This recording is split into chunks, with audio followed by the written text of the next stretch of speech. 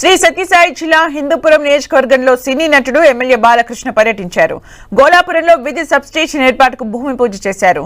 లో వోల్టేజ్ సమస్య వల్ల ఎంతో మంది రైతులు ఇబ్బందులు పడతారన్న ఉద్దేశంతో కొత్తగా సబ్స్టేషన్ ను ఏర్పాటు చేస్తున్నట్లు ఎమ్మెల్యే బాలకృష్ణ తెలిపారు. ఈ యొక్క విద్యుత్ సమస్య రాకుండా అలాగే ఈ లో వోల్టేజ్ ఏదైతే సమస్య ఉందని అధిగమించడానికని ఇప్పటికే ఒక 4 సబ్స్టేషన్స్ శాంక్షన్ అవడం జరిగింది. ఇక ముందు 27 సంవత్సరాలు కూడా దృష్టిలో పెట్టుకుని వాళ్ళు ఇక్కడ భూమి పూజ చేయడం జరిగింది.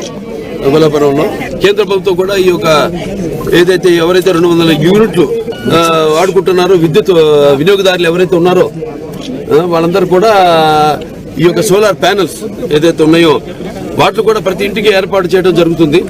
అంటే దానివల్ల ముఖ్యంగా ఏంటంటే మనకి అలాగే ఏదైతే మీరు వాడుకుంటున్నారో అది వాడుకోగా మిగిలింది మీరు ఈ యొక్క నెట్ దీని ద్వారా